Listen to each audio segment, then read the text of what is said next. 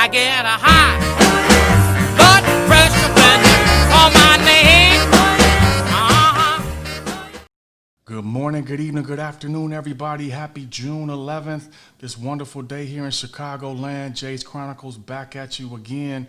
Hope everybody's doing well in a good place, in a safe space, as we continue to talk about the pressure cooker.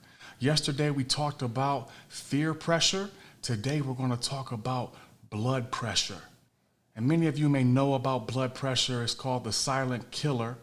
In the United States, there's roughly over 100 million Americans that are actually plagued with this silent killer, predominantly in people of color.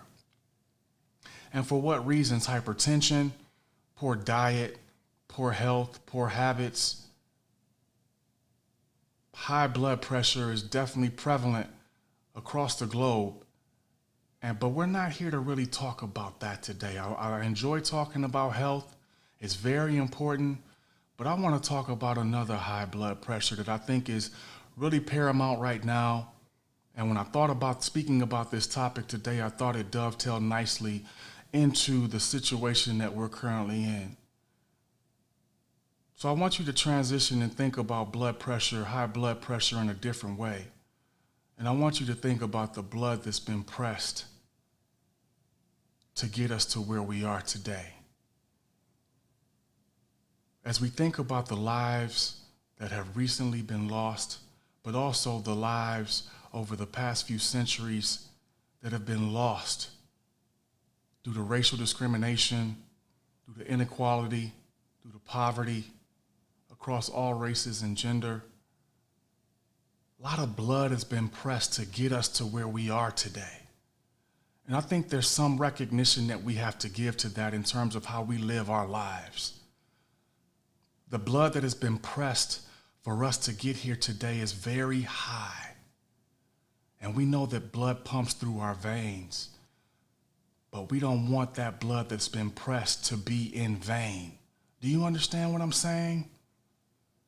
What I'm trying to say is our lives have been spared in the midst of COVID, in the midst of all of this racial unrest. Our lives have been spared. The blood pressure around us is extremely high. So what are you going to do about it to make sure that that blood was not pressed in vain? It really resonates with me, ladies and gentlemen, that we understand we have one life to live, and this is it. Tomorrow is not guaranteed.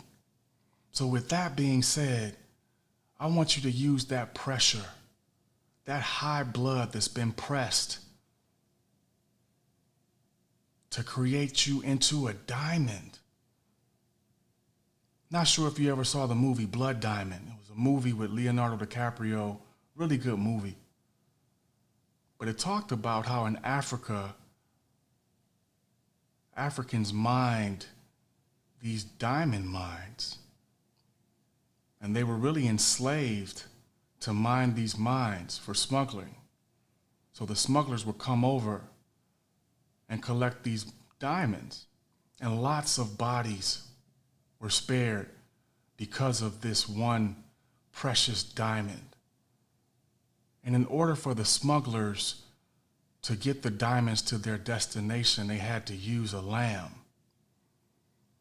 And they would actually have the lambs escort the diamonds to their next destination.